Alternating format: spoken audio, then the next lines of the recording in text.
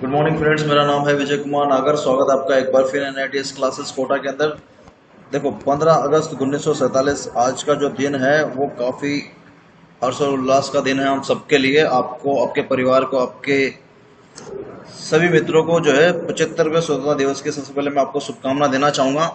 अब आज का जो सब्जेक्ट है हमारा वो इससे रिलेटेड है, ठीक है। इससे रिलेटेड मैंने, देखो, जितनी भी पीछे की चीजें हैं ना, सब मैं आपके लिए लेके आया हूँ कि 75वां संविधान, आपका स्वतंत्रता दिवस आप मना रहे हो, तो इस स्वतंत्रता दिवस के पीछे की जो कहानी है ना, वो हो सकता है कि आप लोगों को नहीं पता हो।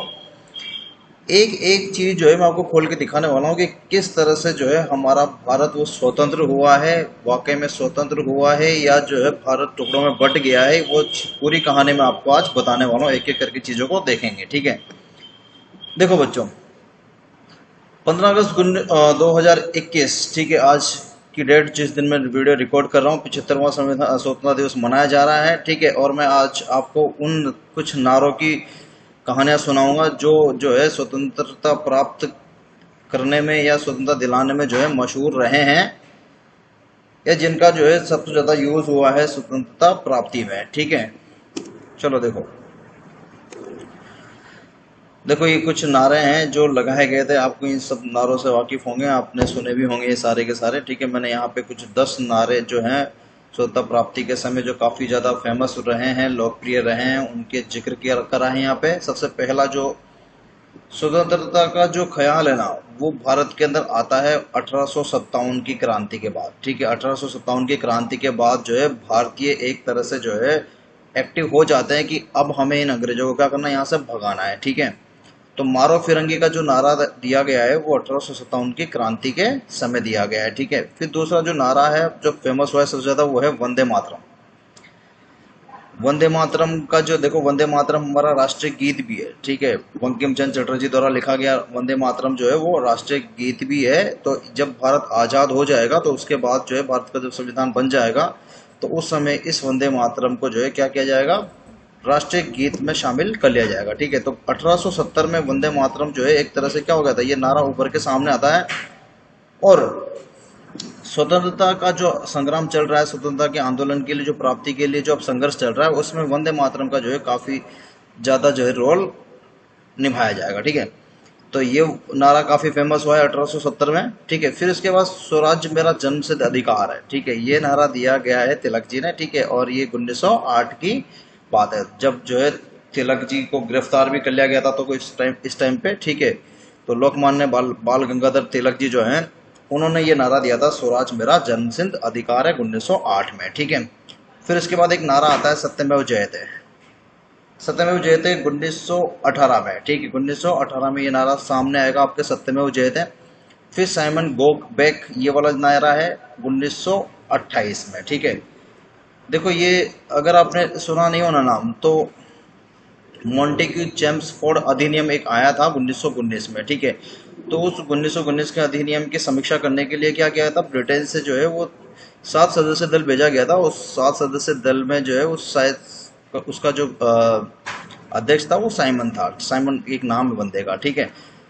उसकी उसके कमीशन, क्योंकि वो अध्यक्षता कर रहा था उस कमीशन की, उस दल की, इसलिए उसका नाम बोला गया था साइमन कमीशन। और उसको जो है भगाने के लिए, भारतीयों ने क्या किया था, एक नारा निकाला था, साइमन गो बैक, साइमन वापस जाओ, ठीक है। 1928 की घटना है, ठीक है।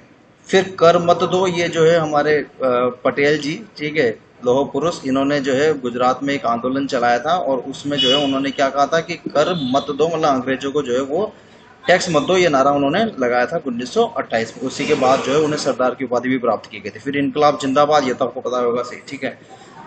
बम की घटना, आपके मतलब, देखो, भगत सिंह, सुखदेव, राजगुरु, ठीक है। ये इस वाले जो आपने ये वाला जो नारा सुन रखा है, इनकलाब जिंदाबाद, ये अब देखो दिल्ली में क्या हो रहा था कि दिल्ली में असेंबली में बम फेंका गया था, ठीक है। उस समय बम के साथ बम फेंका गया, ठीक है। और बम के साथ ही जो है ये नारा जो है गूंजने लगा असेंबली में, ठीक है।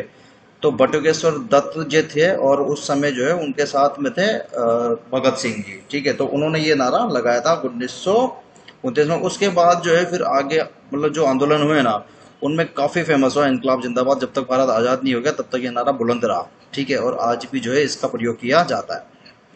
करो या मरो का नारा गांधी जी ने दिया था 1942 में, ठीक है, और जय हिंद, ठीक है, आजाद हिंद फौज हमारे सुभाष चंद्र बोस की जो थी, उसमें जो है जय हिंद का नारा बहुत फेमस हुआ था। और आज जो है ये राष्ट्रीय प्रतीक बन चुका है जय हिंद। हम जब भी किसी को सल्यूट करते हैं या जब भी हमारे जो सैनिक होते हैं वो भारत को अगर रिप्रेजेंट करते हैं तो वो जय हिंद करके ही रिप्रेजेंट करते हैं, ठीक है। तो जय हिंद जो है वो एक तरह से क्या करता है, राष्ट्रीयता का प्रतीक हमें मिलता है। तो ये नारे जो हैं काफ़ी इम्पोर्टेंट बन जाते हैं हमारी लाइफ के लिए। हम क्योंकि भारतीय हैं, तो आप अगर भारतीय हो तो आपको इन सब की पूरी डिटेल पता होनी चाहिए, ठीक है। तुम मुझे खून दो मैं तुम्हें आज़ादी दूंगा 10वें नंबर का नारा है, ठीक है। और ये भी 1943 में आज़ाद हिंद फौज में जो सुभाष चंद्र बोस थे उन्होंने ही दिया था, ठीक है। वो चाहते थे कि भाई मेरी फौज में जो है सैनिकों की वृद्धि होती जाए, सैनिक जो है बढ़ते जाएं।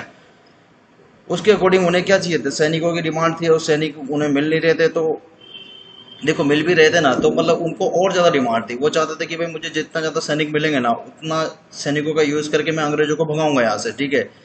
तो उसके लिए क्या था उनको उनको मतलब भारतीय माओ से, भारत की जो महिलाएं थी उनसे उन्होंने डिमांड की एक तरह से कि भाई आप मुझे अपना खून दो। अपना खून मतलब अपने बच्चे दो, ताकि मैं उन बच्चों को क्या कर सकूं, अपनी फौज में शामिल कर सकूं और उनके थ्रू जो है अंग्रेजों को यहाँ से भगा सके। तो ये पूरा प्रोसेस था बच्चों, ठीक है। और इसके लिए जो है देखो अब मैं आपको एक एक करके पूरी डिटेल से इसको समझाता हूँ, ठीक है। तो चलो देखो आगे बढ़ते हैं।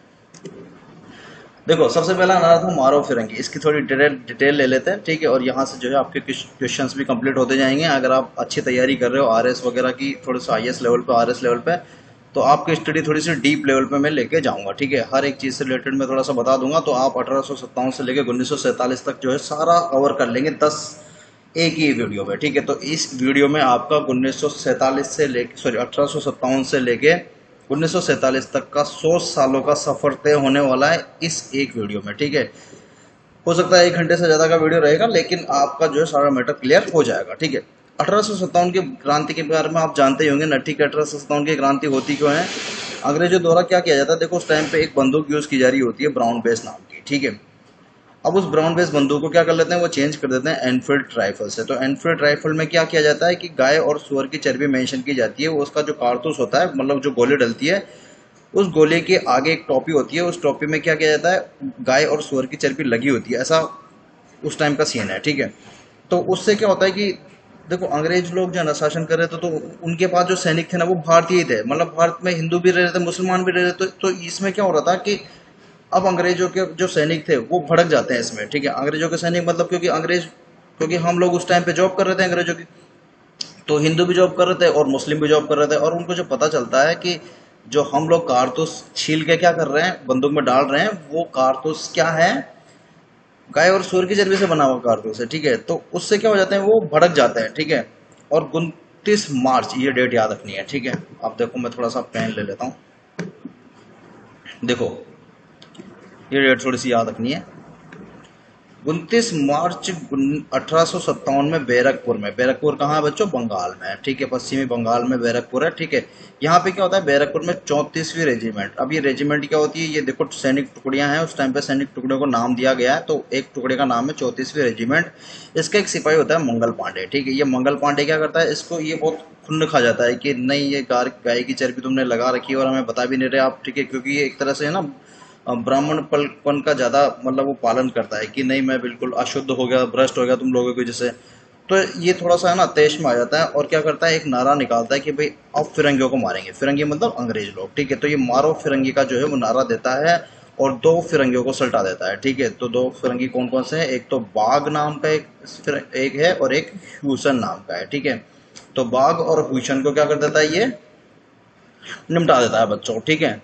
तो यहाँ से जो देखो आपको थोड़ा सा ये क्लियर हो गया होगा कि 29 मार्च की घटना है। 29 मार्च 1857 को बैरकपुर में क्या हो जाता है, पश्चिम बंगाल की बात है। और 34वीं रेजिमेंट का एक सिपाही मंगल पांडे जो है वो क्या करता है, मारो फिरंगी नारे के साथ जो है बाग और ह्यूसन की हत्या कर देता है, उनको गोली से फोड़ देता है, ठीक है। इसके बाद जो है क्रांति चालू हो जाती है भारत में, ठीक है। तो इसके बाद जो है क्रांति भारत में चालू हो जाती है। सब जगह जो है ये घटना, ये खबर फैल जाती है आग की तरह, और जो है हर अलग अलग क्षेत्रों में क्या हो जाती है, क्रांति स्टार्ट हो जाती है, ठीक है। तो मंगल पांडे पे भी केस चलाया जाता है और मंगल पांडे को जो है 8 अप्रैल 1857 को जो है रॉबर्ट हुक द्वारा फांसी की सजा सुना दी जाती है। और जो है अब आपसे पूछा जाता है कि मंगल पांडे को फांसी की सजा किसने दी, तो रॉबर्ट हुक आपको याद रखना है, ठीक है, एक ब्रिटिश अधिकारी है, ठीक है। फांसी की सजा सुना दी जाती है, ठीक है, और क्रांति की लहर जो है पूरे भारत में फैल जाती है। अब देखो आप आरएस की तैयारी कर रहे हो तो राजस्थान के समकक्ष से पूछा जाता है। तो राजस्थान की बात करूं तो 10 मई को मेरठ में, ठीक है, तो कोई मेरठ उस टाइम पे जो है ना, उस टाइम पे राजस्थान वाले हिस्से में आता था। मेरठ है तो एक्चुअली आपके एमपी में, लेकिन ये मतलब उस टाइम पे राजस्थान वाला एरिया कहलाता था पूरा, ठीक है। तो मेरठ मेरठ में 10 मई को, ठीक है, क्रांति फैलती है। 28 मई को नसीराबाद में, ठीक है। 3 जून को नीमच में, एरनपुरा पाली में, ठीक है। इसके अलावा फिर 15 अक्टूबर 1957 को कोटा में क्रांति होती है, ठीक है। 1857 की क्रांति में ऐसा हुआ था ना कि क्रांति बहुत अच्छे से हो रही थी, लेकिन कोई एक स्ट्रॉन्ग पार्टी नहीं थी जो इसको मतलब क्या कर सके, हवा दे सके, ठीक है, इस क्रांति को हवा दे सके। इसके लिए क्या नहीं थी, कोई स्ट्रॉन्ग पार्टी इस टाइम पे अवेलेबल नहीं थी। तो क्रांति होती है, लेकिन 2 साल बाद ही क्रांति क्या हो जाती है, समाप्त हो जाती है, और फिर अंग्रेजों का शासन भारत पे पूर्ण रूप से चलने लग जाता है। 8 अप्रैल 1857 को मंगल पांडे की फांसी के साथ क्रांति प्रारंभ होती है, और 18 अप्रैल 2 साल बाद 1859 को जो है तात्या टोपी के फांसी के साथ ही क्रांति क्या हो जाती है, समाप्त हो जाती है। तो मारो फिरंगी जो नारा है वो 1857 की क्रांति से रिलेटेड है बच्चों। और 1857 की क्रांति में इस नारे को दिया था किसने, मंगल पांडे ने। आपको ये 1857 की क्रांति से रिलेटेड, देखो इस नारे से रिलेटेड मैंने कुछ फैक्ट आपके सामने रख दिए हैं। आई होप आपको ये फैक्ट बहुत अच्छे लगे होंगे, ठीक है। तो चलो आगे बढ़ते हैं बच्चों, ठीक है। देखो दूसरा जो नारा है ना वो है वंदे मातरम।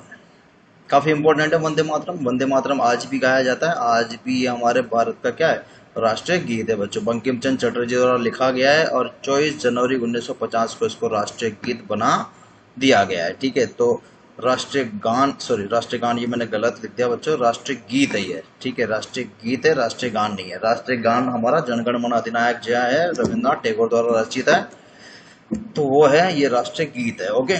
चलो देखो अब इसके बारे में थोड़ी सी डिटेल ले लेते हैं। बंकिम चंद्र चटर्जी द्वारा क्या किया गया है, एक बंगाली भाषा में गीत लिखा गया है, ठीक है, बंगाली भाषा में गीत लिखा गया है, जिसके शुरुआती शब्द क्या है, वंदे मातरम थे, ठीक है, जिसका अर्थ भारत माँ मैं तेरे सामने नतमस्तक हूँ, इस तरह से है इसका अर्थ, ठीक है, कि भारत माँ मैं तेरे सामने क्या हूँ, नतमस्तक हूँ। इस गीत को उन्होंने 1882 में प्रकाशित अपने उपन्यास आनंद मठ में प्रयोग किया है, ठीक है। थोड़ा सा याद रखना है कि 1882 में उनका एक उपन्यास क्या हुआ है, प्रकाशित हुआ है। उपन्यास का नाम है आनंद मठ, ठीक है, जिसमें उन्होंने प्रयोग किया है किसको, वंदे मातरम को, ठीक है। वंदे मातरम गीत का सर्वप्रथम मतलब इसको गाया किसने, ये भी पूछा जाता है, ठीक है। तो सर्वप्रथम इसको गाया रविन्द्रनाथ टैगोर ने। देखो लिखा है बंकिम चंद्र चटर्जी ने, लेकिन गाया है रविन्द्रनाथ टैगोर ने, ठीक है। और रविन्द्रनाथ टैगोर ने ये गीत जो है भारतीय राष्ट्रीय कांग्रेस के 1896 के अधिवेशन सत्र में गाया है, ठीक है। और ये तुरंत आंदोलन में प्रयोग होने वाला नारा बन गया, जिससे अंग्रेजी है थोड़े से क्या हो गए, घबरा गए, और इस पर बैन भी उस टाइम पे शायद लगाया गया था, ठीक है, इस पर बैन लगाया गया था, क्योंकि ये नारा बहुत फेमस हुआ है, वंदे मातरम वंदे मातरम। आप पुरानी अगर कहीं मूवी वगैरह भी देखते होंगे ना, तो उसमें वंदे मातरम इस तरह से गीत हमें देखने को मिलता है, ठीक है। तो आगे जो भी क्रांतिकारी आएंगे वो भी क्या करेंगे, इसको यूज करेंगे आगे क्रांति में या फिर आगे आंदोलन में, ठीक है। तो आपको यहाँ से क्या क्या याद रखना है, ठीक है। देखो यहाँ से याद रखने लायक वो चीजें आपको 1870 में लिखा गया बंकिम चंद्र चटर्जी द्वारा, ठीक है। और कौन सी भाषा में लिखा गया है ये गीत, बंगाली भाषा में लिखा गया है, ठीक है। दूसरा जो है इसका जो प्रकाशन है वो 1882 में उनके उपन्यास आनंद मठ में किया गया, ये भी थोड़ा सा याद रखना है आपको, ठीक है। फिर वंदे मातरम जो है वो रविन्द्रनाथ टैगोर द्वारा गाया गया है सबसे पहली बार 1896 के अधिवेशन सत्र में, ठीक है। ये थोड़ी सी आपको चीजें याद रख लेनी है। तो वंदे मातरम जो है वो काफी फेमस रहा है, इसके जरिए हमें एक तरह से बोल लेना कि आजादी दिलाने में इस नारे का भी काफी सहयोग हमें मिला है। और अंग्रेज जो है घबरा गए, क्योंकि जब लोग वंदे मातरम का गीत गाते थे ना, तो क्या होता था कि लोगों में एक तरह से एनर्जी बढ़ जाती थी, और जो उत्साह होता था ना, ठीक है, वो बढ़ जाता था, ठीक है। तो यहाँ से चीजें आपको याद रखनी है, वंदे मातरम याद रखना है।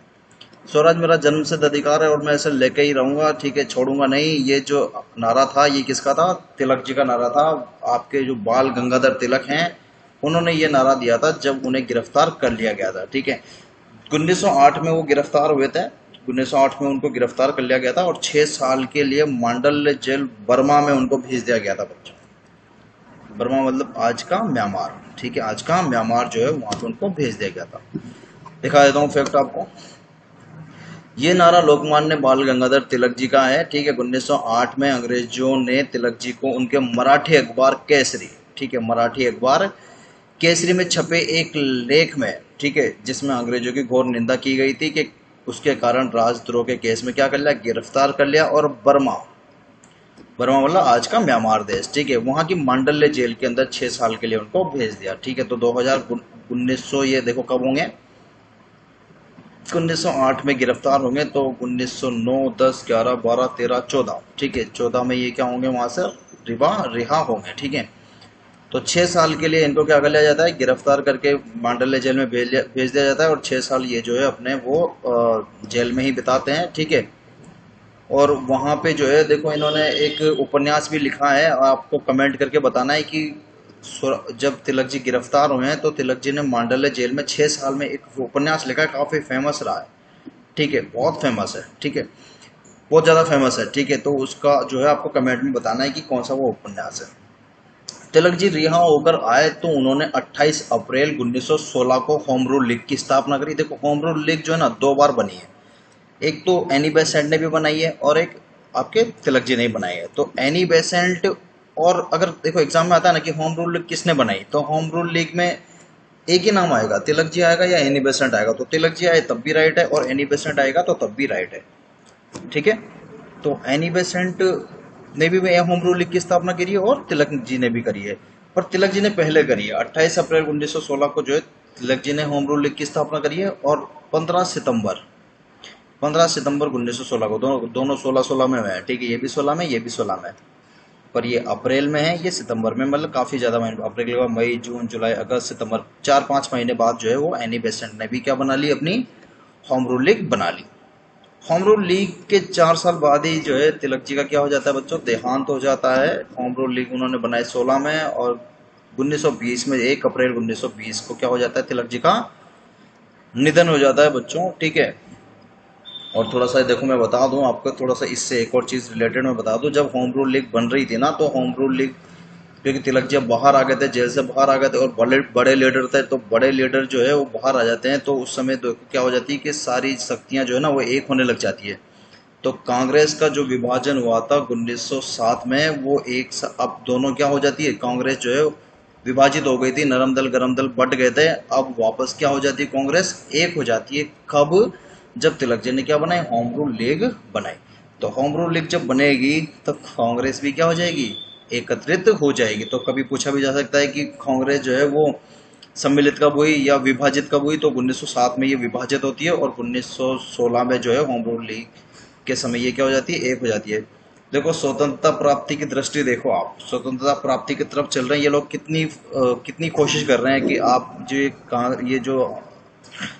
ये ब्रिटिश लोग जो यहाँ पे आ गए हैं, व्यापार करने के लिए आए थे, भगोड़े चोर कहीं के, लेकिन यहाँ पे क्या करने लगे हैं, शासन करने लगे हैं और हमारी जनता पे क्या करने लगे हैं, हमारी जनता को ही मारने लगे हैं, हमारी जनता पे ही जो है वो क्रूर व्यवहार हमारी जनता के साथ किया जा रहा है इन भगोड़ों के द्वारा। ठीक है, और बाद में भगे भी हैं, बाद में ये भगोड़े भगे भी हैं। ठीक है, तो इनको भगाने के लिए, इन भगोड़ों को भगाने के लिए जो है ये हमारे जो क्रांतिकारी लीडर्स थे ये क्या कर रहे थे, जेल भी जा रहे हैं, डंडे भी खा रहे हैं, मर भी रहे हैं, सब काम कर रहे हैं। ठीक है, और आज देखो हम लोग उनको याद भी नहीं कर रहे। ठीक है, हम लोग उनको याद भी नहीं कर रहे, 15 अगस्त के दिन बस याद करेंगे, 26 जनवरी के दिन याद करेंगे और बस फिर भूल जाएंगे। ये वीडियो मैं इसलिए बना रहा हूँ ना, यूट्यूब पे हमेशा पड़ा रहेगा। ठीक है, जब जब भी देखा जाएगा ना हमेशा याद आएगी कि कैसे याद कराया। ठीक है, कि कैसे आपको जो है आज़ाद कराया इन लोगों ने। ठीक है, अब देखो एक और चीज़ देखो बेटा, यहाँ से एग्ज़ाम के फैक्ट भी डाले हैं, एग्ज़ाम के फैक्ट भी डाले हैं मैंने वीडियो में, ताकि जो है वीडियो जो है एग्ज़ाम पर्पज से भी बना रहे, है ना, एग्ज़ाम पर्पज से भी आपकी मदद करता रहे और आपके दिल में जो है ना वो चिंगारी जो बुझ चुकी है ना कि स्वतंत्रता मिल गई, ठीक है ना, आप ऐसे जी रहे हो, तो भैया मिली नहीं है, वो स्वतंत्रता आपको दिलाई गई है और जिन जिन लोगों ने वो स्वतंत्रता दिलाई है उनको कभी भूला जा नहीं सकता, उनको हमेशा हमें जिंदगी भर याद रखना है, क्योंकि उनकी वजह से जो है आप फ्रीडमली घूम रहे हो आज, ठीक है। होम रूल लीग के 4 साल बाद ही जो है उन हमारे जो तिलक जी थे उनका क्या हो जाता है बच्चों, देहांत हो जाता है 1920 में, ठीक है। लेकिन अब देखो क्या हो जाती है, कांग्रेस को भी एक हो चुकी थी और गांधी जी भी आ चुके थे। गांधी जी 15 में आ चुके हैं, ठीक है। देखो यहाँ पे 16 है ना, 16 में होम रूल लीग बन रही है और 15 में गांधी जी की एंट्री हो जाती है। तो गांधी जी भी आ गए, ठीक है। अब होम रूल लीग भी बन गई थी, पार्टी थोड़ी सशक्त हो गई थी। मतलब 4 साल में तिलक जी क्या कर देते हैं, कांग्रेस को बहुत स्ट्रॉन्ग प्लेटफॉर्म तैयार करके, अगर वो मरते भी है ना तो स्ट्रॉन्ग प्लेटफॉर्म तैयार करके देके जाते हैं आपके भारत कांग्रेस को, क्योंकि कांग्रेस बड़ी लीडर पार्टी है और यही यही क्या कराने वाली है।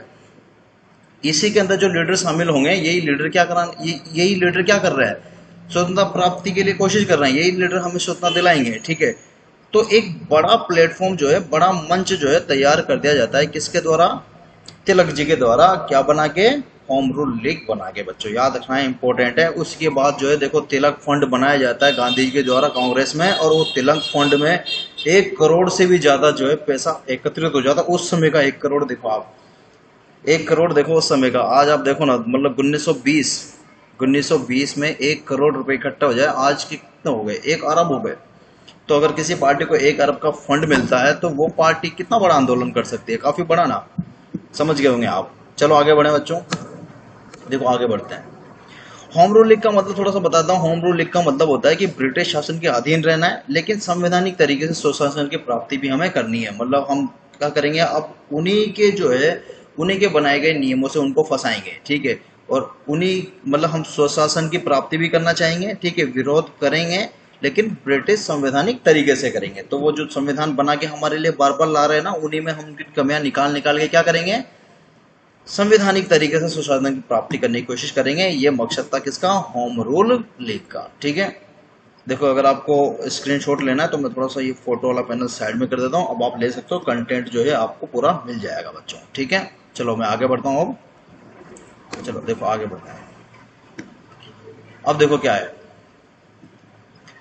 सत्यमेव जयते, सत्य में ही जीत है, ठीक है, सत्य में ही जीत है। आज अगर आप कोर्ट वगैरह में जाते होंगे ना, अदालत वगैरह में, तो वहाँ क्या देखते होंगे आप, वो एक जो तराजू दिखता है ना आपको, कानून का तराजू, वो ये बोलता है कि भैया मेरे आंखें नहीं है, मतलब तो सामने कलेक्टर है, एसपी है, डीएसपी है, मजिस्ट्रेट, मतलब खुद जज क्यों नहीं है तू, ठीक है, मुझे दिख नहीं रहा कि सामने कौन है। मेरे लिए कानून सबके लिए सेम है, समान है, ठीक है। राष्ट्रपति के लिए जो कानून है वही कानून दूसरे के लिए भी है, ठीक है। 307 मर्डर केस की जो धारा अगर प्रधानमंत्री पे लगेगी तो वो धारा आम आदमी पे भी वही लगेगी, ठीक है। मतलब ऐसा नहीं है कि कोई प्रधानमंत्री बन गया तो उसके लिए अलग कानून बन गया, अलग कानून नहीं है। जब तक वो पोजीशन में है तब तक उसके लिए कानून अलग अलग हो सकता है, ठीक है। लेकिन जैसे वो पोजीशन से बाहर आएगा, वो भी एक आम नागरिक की तरह ही जो है दिखता है। सत्यमेव जयते का जो वो जो पैनल लगाया गया ना, सत्यमेव जयते आजकल क्या होता है, कानून व्यवस्था में सबसे ज्यादा यूज किया जा रहा है। और ये कहाँ यूज किया जाता है, कानून व्यवस्था में, वो जो तराजू होता है उसमें आपको ये देखने को मिलता होगा, नीचे लगाया गया है। कहाँ से आया बच्चों ये सत्यमेव जयते, ये मुंडकोपनिषद से लिया गया है। ये नारा जो है आदर्श वाक्य बना है, और भारत में ये जो जितने भी वाक्य मैं आपको बता रहा हूँ ना, ये सारे के सारे वाक्य अभी तक यूज किए जा रहे हैं, ठीक है। ये सारे के सारे वाक्य, नारे जो हैं वो अभी तक भी क्या हो रहे हैं, यूज हो रहे हैं। देखो सत्यमेव जयते का मतलब होता है सत्य में ही जीत। ये नारा जो है मुंडकोपनिषद से लिया गया है। इसका पूर्ण श्लोक इस प्रकार है, आपने कभी इसका पूर्ण श्लोक देखा नहीं होगा कि सत्यमेव जयते का एक्चुअली है क्या, तो आपने बस नाम ही सुना है सत्यमेव जयते। मैं थोड़ा बताता हूँ, सत्यमेव जयते नानृत सत्यन पंथा विदतो देवयान, ठीक है। यना क्रमणत्रस्यो हाप्त कामो यत्र तत्से तत्स तत्स्य परम निधानम, ठीक है। ये इसका पूर्ण श्लोक है बच्चों, ये लिखा गया है पूरा संस्कृत में लिखा गया है। तो मुंडकोपनिषद से जो सत्यमेव जयते है, ये शब्द जो है ये नारे के रूप में प्रयोग किया है। ये जो है ना 1918 में पंडित मदन मोहन मालवीय ने एक भारतीय राष्ट्रीय कांग्रेस के अधिवेशन में, ठीक है, जब वो अध्यक्षता कर रहे थे उसकी, ठीक है, इस नारे का प्रयोग किया था। तो सत्यमेव जयते का सबसे पहली बार जो प्रयोग है ना, वो मदन मोहन मालवीय ने किया था, याद रखना है आपको, मदन मोहन मालवीय ने किया था। और ये जो लिया गया है सत्यमेव जयते, ये कहाँ से लिया गया है? मुंडकोपनिषद से लिया गया है। ठीक है, तो मुंडकोपनिषद एक उपन्यास है, उससे जो है ये लिया गया है बच्चों, सत्यमेव जयते। उसमें इस तरह का जो श्लोक है वो डिफाइन किया गया है, उस श्लोक में ही सत्यमेव जयते अंकीकृत है। ठीक है, चलो देखो, सत्यमेव जयते का भी आपको पता चल गया कि मुंडकोपनिषद से ये लिया गया है। ठीक है, और सत्यमेव जयते देखो देखो मैंने आपको बताया था कि ये कहाँ कहाँ यूज किया जाता है। तो एक तो न्याय व्यवस्था में भी इसको यूज किया गया है एज अ लोगो के रूप में। ठीक है, सत्यमेव जयते को राष्ट्रीय प्रतीक चिन्ह अशोक चक्र के नीचे भी अंकित किया गया है। तो आप देखना कई बार अशोक चक्र आपको जो दिखाई देता है ना, जैसे वो अशोक का स्तंभ दिखाई देता है, तो इस अशोक का जो सिंबल है ना, उस सिंबल के नीचे भी जो है सत्यमेव जयते आपको नजर आता है। ठीक है, और शायद हम इंडियन करेंसी में भी इस वर्ड को यूज कर रहे हैं। ठीक है, तो सत्यमेव जयते बच्चों काफी फेमस जो है उस समय का क्या रहा है, नारा रहा है। और 1918 की बात हो रही है, देखो 1918 की। अब देखो इस तरह के जब नारे लगते हैं ना, तो ब्रिटिश लोग भी क्या करते हैं, घबरा जाते हैं। तो इसके जस्ट बाद ही ना 1919 में, देखो एक साल बाद ही 1919 में जो है मॉन्टेग्यू चेम्सफोर्ड अधिनियम आता है। मॉन्टेग्यू चेम्सफोर्ड अधिनियम, ये एक नया अधिनियम होता है जिसके थ्रू जो है नए तरीके से जो है कानून व्यवस्था चलाई जाती है भारत के अंदर, और ब्रिटेन का कानून है। ठीक है, ये जो मॉन्टेग्यू चेम्सफोर्ड अधिनियम है वो कहाँ का है? ब्रिटेन का कानून है। एक साल बाद आने वाला है बच्चों। ठीक है, एक साल बाद ये कानून आने वाला है। ठीक है, चलो देखें, आगे देखते हैं। ठीक है, और ये नारे जो है आपके भारत को क्या दिला रहे हैं? देखो, मेरा भारत महान। मैंने देखो जय हिंद जो लिखा है ना, ये जय हिंद जो शब्द आप देख रहे हो ना, जय हिंद, ये भी नारा है। ठीक है, ये भी क्या है बच्चों? नारा है। और ये जय हिंद जो है आजाद हिंद फौज ने जो है ये लगाया था सबसे पहले भारत में। और उसके बाद देखो जय हिंद, क्योंकि एक आजाद हिंद फौज थी। ठीक है, सुभाष चंद्र बोस ने बनाई थी आजाद हिंद फौज। उस हिंद फौज का हौसला जो है वो काफी भयंकर तरीके से जो है उसका हौसला क्या हो जाए, हर्षोल्लास में जो फौज है वो भर जाए, और अंग्रेजों से लड़ने के लिए जो है किसी भी तरह से जो है एक कदम भी पीछे ना हटाए। इसलिए ये नारा दिया गया था। तो जब 1000 लोग खड़े हों और 1000 लोग जब ये बोलते ना जय हिंद, तो आवाज जो गूंजती है ना, तो अंदर से जो है एक तो बिल्कुल हो ना कि रोंगटे खड़े हो जाते हैं आपके शरीर के। तो जब कभी बोलोगे ना जय हिंद, तो आपको देखना अंदर से जो है थोड़ा सा आपको एनर्जी अलग ही मिल जाएगी बच्चों। तो इसके बारे में भी अभी आने वाले हैं अपन। साइमन गो बैक, ये जो नारा है ना साइमन गो बैक, ये है 1928 का ये नारा है।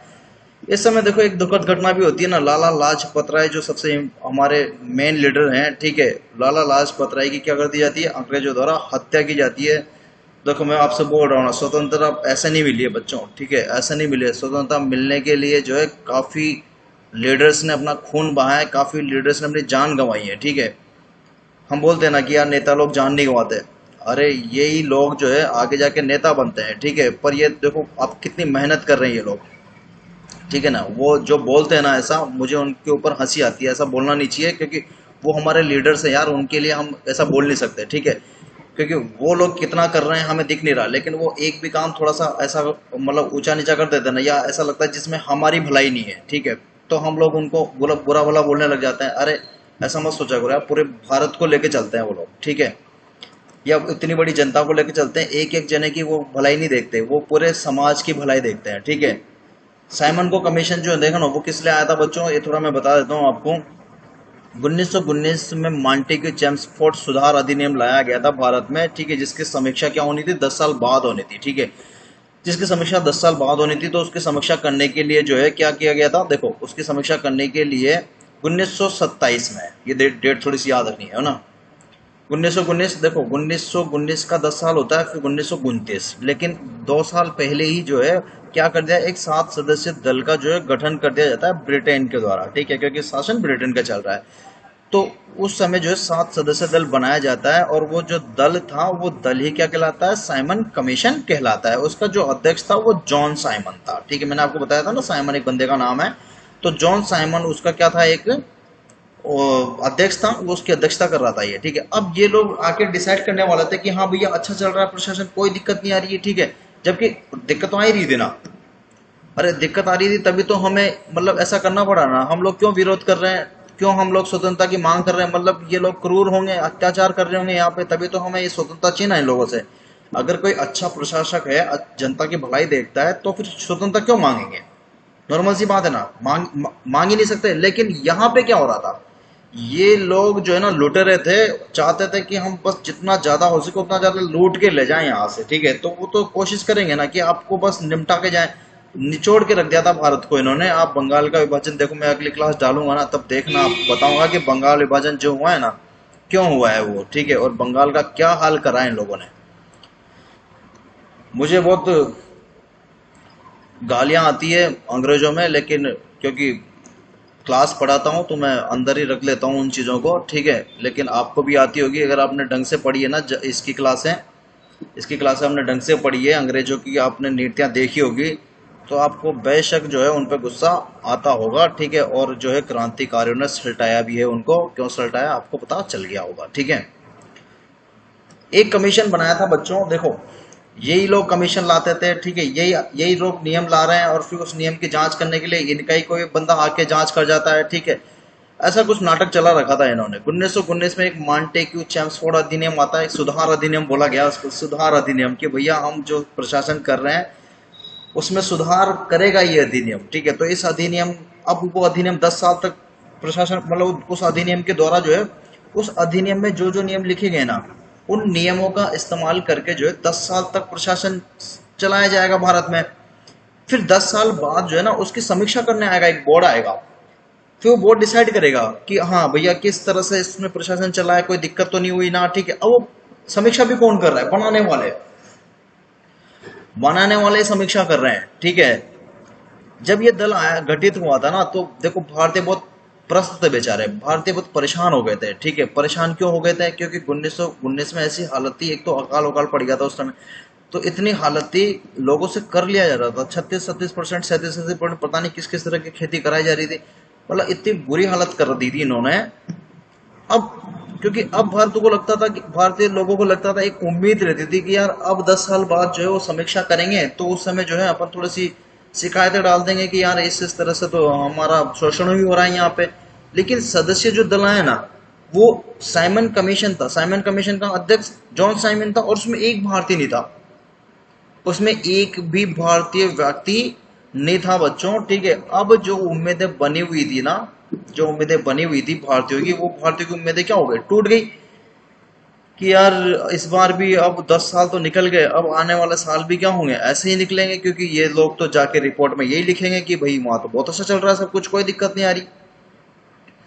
3 फरवरी 1928 को जो है साइमन कमीशन मुंबई पहुंचता है, ठीक है। और पूरे भारतीय के लोगों में जो है क्या होगा आपको पता चल गया, वो सिचुएशन मैंने आपको बता दी, ठीक है। अब गुस्सा तो पहले से ही है कि यार एक साइमन कमीशन आने वाला है, 7 सदस्य दल है, जॉन साइमन नाम का एक व्यक्ति है जो कि क्या करने वाला है, उसकी अध्यक्षता करने वाला है, और वो यहाँ आके रिपोर्ट लिख के ले जाएगा।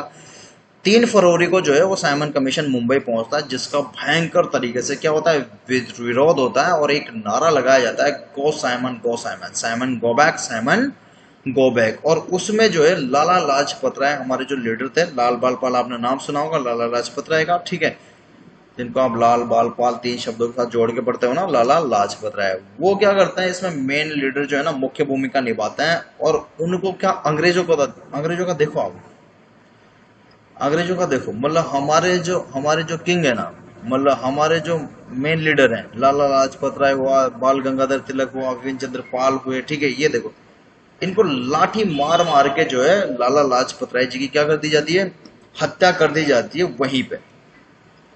तो विरोध में लाला लाजपत राय जी होते हैं, बिल्कुल आगे होते हैं, क्योंकि मेन लीडर हमेशा आगे होता है। और जब ये विरोध करते हैं तो अंग्रेज लोग इनको लाठियों से मार मार के जो है हत्या कर देते हैं बच्चों, किसकी, लाला लाजपत राय की, ठीक है। और साइमन गो बैक जो है, अब यहाँ से जो है क्रांति, मतलब एक तरह से वो बोले ना कि थोड़ा सा क्या हो जाता है, उग्र हो जाता है आंदोलन। तो आंदोलन देखो चल ही रहा है, चरम सीमा पे चल रहा है, और अभी 1928 तक हम आ चुके हैं। 1947 में आपका भारत, मेरा भारत, आपका भारत, हम सबका भारत, हेलो माई इंडिया, ठीक है, क्या हो जाएगा, आजाद हो जाएगा। और ये जो धूर्त लोग थे, चोर लोग थे, यहाँ से निकल जाएंगे भारत से, ठीक है।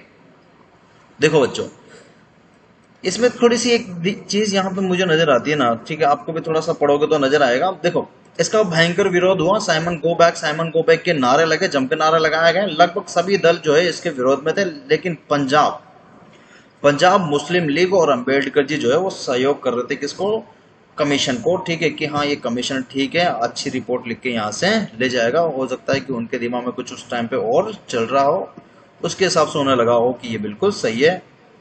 पर मुझे नहीं लग रहा कि ये बिल्कुल सही होगा, क्योंकि देखो साइमन कमीशन क्यों आया, मैंने आपको बताया ना, मांटेक्यू जेम्स फोर्ड अधिनियम अधिनियम आता है, उसके हिसाब से कानून चलता है, उसके हिसाब से प्रशासन चलेगा, ठीक है।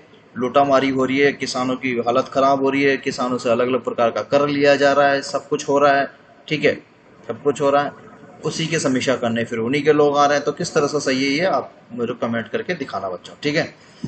फिर क्या होता है कि भारतीय सचिव लॉर्ड बर्केनहेड, ठीक है, ये नाम थोड़ा सा याद रखना, मैंने इंपॉर्टेंट नाम बेटा डाले हैं, ठीक है, क्योंकि 1857 से आपको 1947 तक ले जा रहा हूँ, ठीक है, तो ज्यादा बड़ी चीजें दे नहीं सकता, फटाफट फटाफट से चीजें मुझे बतानी है आपको, है ना। तो भारत के एक सचिव होते हैं उस टाइम में, ठीक है, भारत का सचिव का नाम याद रखना है, बर्कन हेड, ठीक है। ये बर्कन हेड क्या करते हैं, भारतीयों को चुनौती देते हैं, ठीक है, कि भैया चलो हमारे हम जो प्रशासन ला रहे हैं, हम अधिनियम ला रहे हैं, सही नहीं है ना वो, ठीक है, तो सही नहीं है तो फिर तुम्हारा अपना संविधान बना लो तुम, लेकिन वो संविधान जो है ना सबको अच्छा भी लगना चाहिए, ठीक है। तो तुम क्या करो कि जो सबको स्वीकार हो ना ऐसा संविधान खुद बना लो। ये चुनौती जो है वो कौन दे देता है, बर्कन हेड जो है वो भारतीयों को चुनौती दे देता है। अब भारतीयों को मौका मिल जाता है, ठीक है, कि भैया अब तो अंग्रेज अधिकारी क्या कर रहा है, हमें संविधान बनाने की परमिशन खुद दे रहा है, बात कर रहा है, तो अब भारतीय क्या होने लग जाते हैं, इस बात से खुश हो जाते हैं कि नहीं ठीक है अब हम बना लेंगे, अब वो चुनौती दे रहा है, उस चुनौती को हम स्वीकार करते हैं और अब हम खुद का क्या करेंगे, संविधान बनाएंगे। 1928 की बात चल रही बच्चों, ठीक है। और 1930 में जो है तिरंगा फहरा देते हैं, ठीक है। 1930 में क्या करते हैं, 26 जनवरी 1930 में दो साल बाद जो है तिरंगा फहरा दिया जाता है और मान लिया जाता है कि अब हम क्या करेंगे, भारत को आजाद तो हम हो ही चुके हैं, संविधान खुद का बनाएंगे, ठीक है। लेकिन देखो इतना आसान नहीं होता ना, ये लोग बोलते कुछ थे करते क्या थे। तो ये बर्कन हेड जो है हल्का सा जो है वो तसल्ली दे रहा था किसको, इन लोगों को, कि ताकि जो है मतलब जो वो चल रहा था ना उपद्रव जो चल रहा था, जो विरोध चल रहा था, वो विरोध जो है तुरंत शांत हो जाए। इस वजह से ये एक तरह से बोले ना कि मतलब दिखाने वाले दांत थे ये, ठीक है, खाने वाले नहीं थे। तो लॉर्ड बर्कन हेड ने उस समय चुनौती दी गई थी कि जो सबको स्वीकार हो वैसा संविधान आप खुद बना लो। फिर एक नारा आया, कर मत दो, ठीक है, कर मत दो। ये जो है यहाँ पे हमारे एंट्री हो गई, ठीक है। एंट्री तो बोल सकते हैं बहुत पहले से हो गई, लेकिन ये हमारे जो मेन लीडर हैं, जो भारत के सबसे पहले उप प्रधानमंत्री, पहले गृह मंत्री बन के आएंगे, ठीक है, लौह पुरुष हमारे, ठीक है, उन्होंने ये जो है नारा दिया था, कर मत दो, ठीक है। और इसको गुजराती भाषा में जो है क्या बोला गया था, ना कर। 1928 में नारा दिया गया था। उसके बाद जो है अंग्रेजों ने जो बेहिसाब जो कर लगा रखे थे ना वो घट भी गए थे बच्चों, ठीक है। 1928 में गुजरात में बारडोली सत्याग्रह क्या हुआ, प्रारंभ हुआ, बारडोली सत्याग्रह, ठीक है, वल्लभ भाई पटेल के नेतृत्व में प्रारंभ हुआ। उस समय जो है प्रांतीय सरकार ने 30% जो है क्या कर रखी थी, लगान बढ़ा रखा था, ठीक है। पटेल जी ने वृद्धि जो लगान वृद्धि थी उसका क्या किया, जम के विरोध किया और उन्होंने गुजराती में जो है एक नारा दिया, ना कर, मतलब फिर इनको कर ही मत दो, ये 30% ज्यादा मांग रहे हैं ना, इनको दो ही मत दो, फिर कर ही मत दो, ठीक है, देखो ज्यादा कैसे मांगेंगे, ठीक है। तो इस आंदोलन के आगे जो है अंग्रेजों को क्या करना, फाइनली झुकना पड़ा और 6% जो है वो दरें जो है फिक्स कर दी, किसकी, कर की।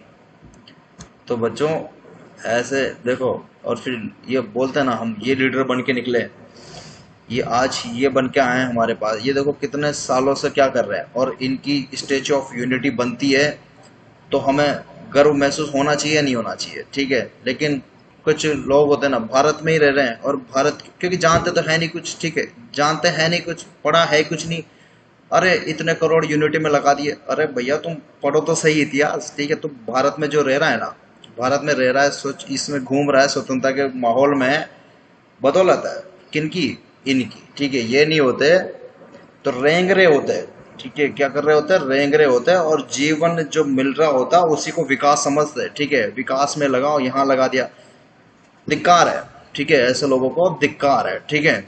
और हमारे जो लीडर हमें आज़ाद करा के गए हैं, क्योंकि स्वतंत्रता दिवस का दिन है बच्चों, आज शानदार क्लास मैं आपके लिए लेके आया हूँ। आपने यूट्यूब पे इस तरह की क्लास जो है देखी नहीं होगी अभी तक, ओके, देखी नहीं होगी और कोई लाएगा भी नहीं।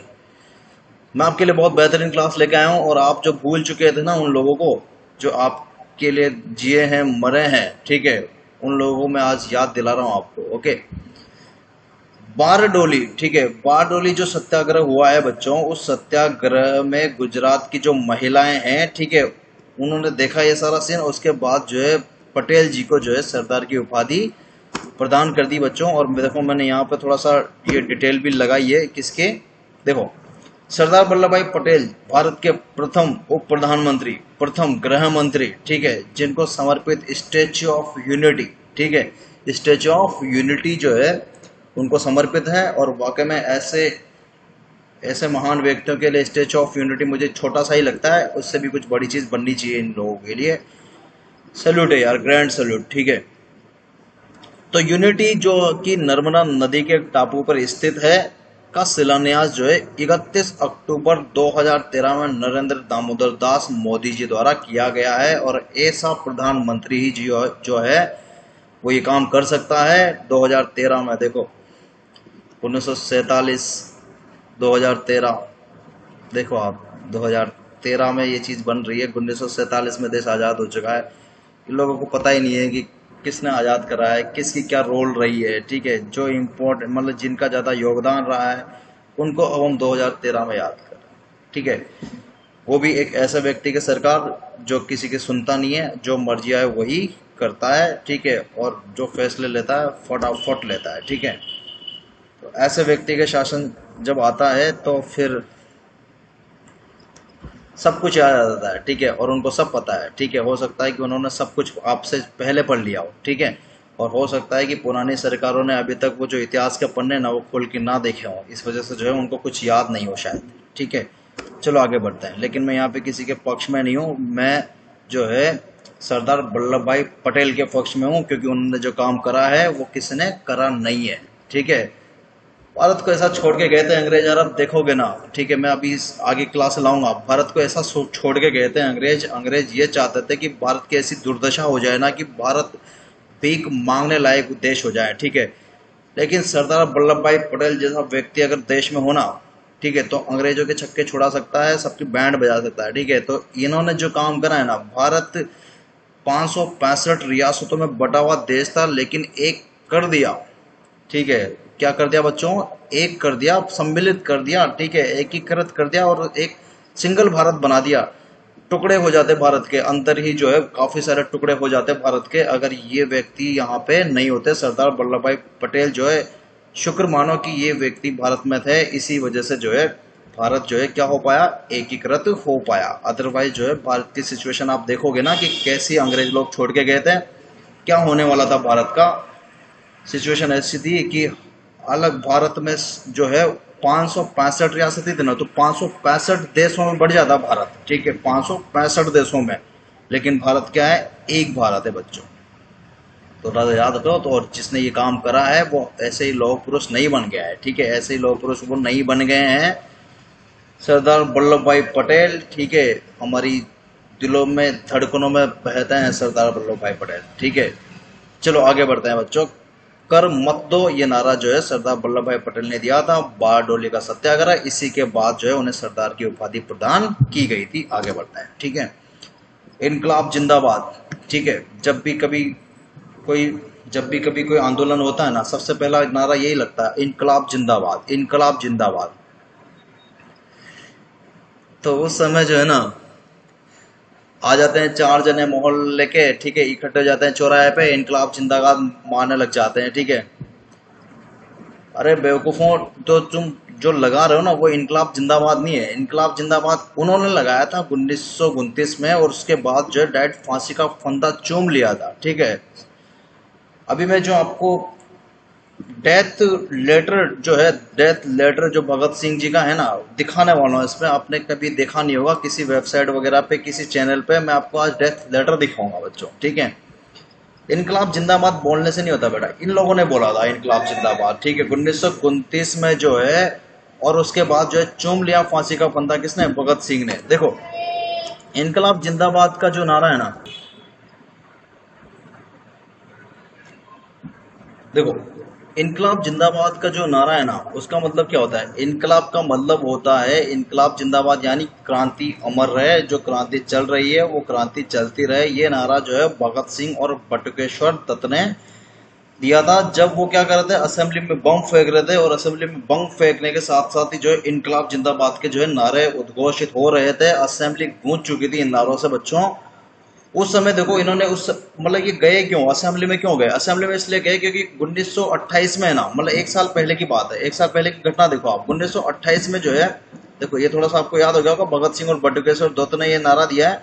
1928 में क्या किया है जेपी सैंडर्स, ठीक है, जेपी सैंडर्स जो है उसमें उसको क्या किया गया, लाहौर में उसकी हत्या कर दी जाती है, ठीक है। और उसमें जो मुख्य नाम है ना वो भगत सिंह, चंद्रशेखर और राजगुरु का आता है। फिर उसके एक साल बाद 8 अप्रैल 1929 को जो है दिल्ली के सेंट्रल असेंबली में भगत सिंह और बटुकेश्वर दत्त द्वारा जो है इनकलाब जिंदाबाद का जो है नारा दिया जाता है, और उसके साथ साथ जो है वो बम भी उसमें डाल दिया जाता है। लेकिन वो बम ऐसी जगह डालते हैं जहां पे जो है लोग बैठे नहीं होते, खाली जगह में डालते हैं, मतलब जहां पे जनहानि ना हो सके। ये देखते हैं वो लोग कि नहीं, मतलब हम उनके उद्देश्य जो है ना वो क्रांति फैलाना है, ना कि लोगों को मारना है, ठीक है। तो वो इस चीज को भी देखते हुए जो खाली जगह पे बम डालते हैं। लेकिन ब्रिटिश लोग है ना, ब्रिटिश लोगों का शासन, अदालतें ब्रिटिश लोगों की, सब कुछ ब्रिटिश लोगों का, वो चाहते ही नहीं है कि भाई इस तरह का जो है एक्टिविटी भारत में भी हो। और ये जो है 22 साल का लड़का ये बम फेंक रहा है, इनकलाब जिंदाबाद का नारा लगा रहा है, ठीक है।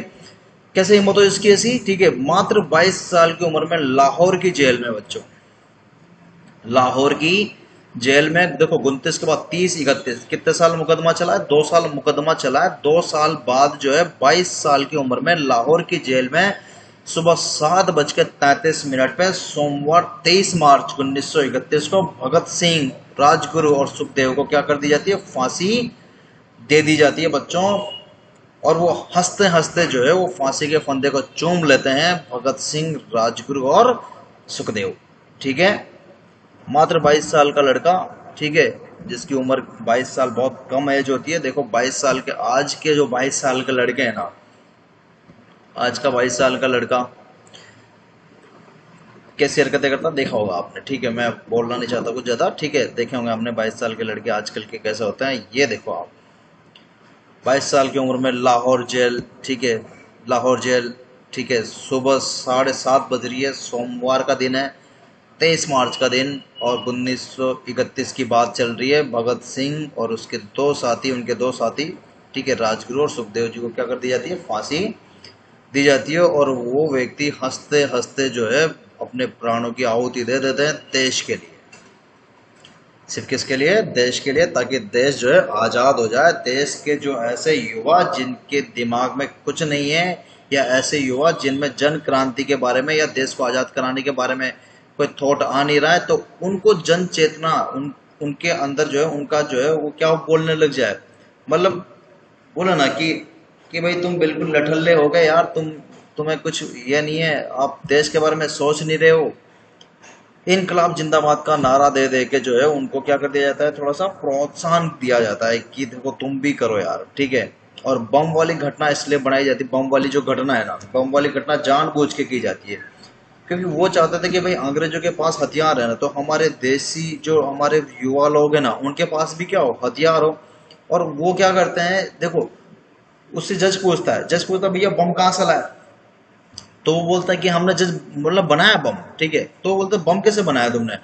तो वो पूरी स्टोरी बोलता है कि भाई बम बनाने के लिए हमने ये यूज करा है, वो यूज करा है, ये यूज करा है, पूरी लिस्ट बता देता है, ठीक है। और फिर वो जो लिस्ट है ना, क्योंकि वहां पे मीडिया मीडिया भी बैठा रहता है, तो मीडिया बैठा रहता है, तो अगले दिन जो है वो लिस्ट कहाँ जाती है? मीडिया में जाती है। अब वो ये भगत सिंह ये बोलते हैं कि हमने ये बम वाली घटना है ना जानबूझ के करी है, ताकि जो है हर भारत का हर नागरिक जो है यह बोले कि अब क्रांति में शामिल होने वाला हर व्यक्ति जो है, पहले तो अब हम इतने से लोग ही बम बना रहे थे, अब पूरा भारत बम बनाएगा और तुम लोगों को यहाँ से निकालेगा। ऐसा ऐसा व्यक्ति 22 साल का व्यक्ति, देखो 22 साल का व्यक्ति ऐसी ऐसी चीजें सोच रहा है। 22 साल का बच्चा जो है, बच्चा ही होता है 22 साल का, ठीक है। वो जब ये सोच सकता है तो आप क्या सोच सकते हो? आप कमेंट करके आप देखो, आपको ये चीज़ बहुत अच्छी लग रही होगी ना, तो आप कमेंट में कुछ तो लिख के भेजना मुझे, ठीक है। बहुत बेकार भी लग रही है, मैं बेकार तरीके से आपको बता रहा हूँ, तो आप बहुत बोलो कि नहीं बहुत बेकार से आपने बहुत बेकार तरीके से हमें समझाया। अगर मैं कुछ अच्छा आपको बता रहा हूँ ना, आपको लग रहा है कि नहीं रियली बहुत अच्छी चीज़ मैं आपको दे रहा हूँ, क्योंकि मैंने जो पढ़ा है ना, मैंने जो चीज़ें देखी है ना अभी तक, मैं उसका सारा कंक्लूजन आपके लिए लेके आया हूँ। तो अगर आपको रियली बहुत अच्छा लग रहा है ना, तो आप गुड वगैरह कुछ भी लिख के दे दो, नहीं तो आप अपनी फीलिंग जो है वो कमेंट बॉक्स में शेयर कर दो। बुरा भी लग रहा है तो आप बुरा फेस मतलब बुरा जो भी मेरे लिए बनता है आप लिख के भेज सकते हो, ठीक है। और अच्छा बनता है तो प्लीज़ आप अच्छा लिख के भेजें, ठीक है। देखो थोड़ा और बताता हूँ। ये भगत सिंह का डेथ लेटर, ये देखो, ये भगत सिंह का डेथ लेटर है बच्चों, पढ़ के बताऊंगा, पूरा का पूरा पढ़ के बताऊंगा। देखो, I hear bye certify that the sentence, ठीक है, of death passed on Bhagat Singh, ठीक है, लिख रहा है, ठीक है, ब्रिटिश शासक जो है वो लिख रहा है कि आई सर्टिफाई, मैं सर्टिफाई कर रहा हूँ, ये सेंटेंस जो है मैं बोल रहा हूँ ना कि डेथ का सेंटेंस है, ये आज मैं पास कर रहा हूँ। किसका सेंटेंस, किसका डेथ का सेंटेंस है? भगत सिंह का। हैज बीन ड्यूली एग्जीक्यूटेड, ठीक है, has been duly executed and that the said Bhagat Singh was accordingly hanged, ठीक है, हैंग्ड मतलब लटका दो, ठीक है, हैंग्ड बाय द नेक, गले के थ्रू जो है लटकाया जाए, ठीक है, टिल ही वॉज डेड, ठीक है, जब तक के क्या नहीं हो जाए, वो मर नहीं जाए, तब तक जो है उसको क्या किया जाए, गले के थ्रू जो है वो लटकाया जाए। लिखा हुआ है देखो, तो मैं बोल नहीं रहा, मैं आपको लिखा हुआ मैटर पढ़ा रहा हूँ, ठीक है। हैंग्ड बाय द नेक, नेक के थ्रू, नेक मतलब आपका गला, गले के थ्रू जो इसको लटकाया जाए, ठीक है, टिल ही वॉज डेड, जब तक कि क्या नहीं हो जाए, वो मर नहीं जाए, ठीक है। एट कहाँ पे, ये लोकेशन दिखा रहा है कि भाई कहाँ पे ये काम करना है, लाहौर जेल, ठीक है, Lahore jail on Monday, on Monday. मैं देखो इस लेटर को पढ़ रहा हूँ तो मैं थोड़ा सा कंट्रोल हो रहा हूँ अपना, मुझे आंसू आ रहे हैं आपसे यार। देखो एक सेकंड, मैं थोड़ा कंट्रोल कर रहा हूँ बच्चों।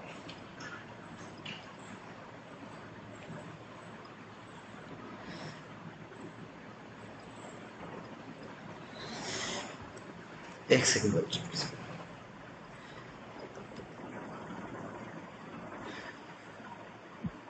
देखो फ्रेंड्स, थोड़ा सा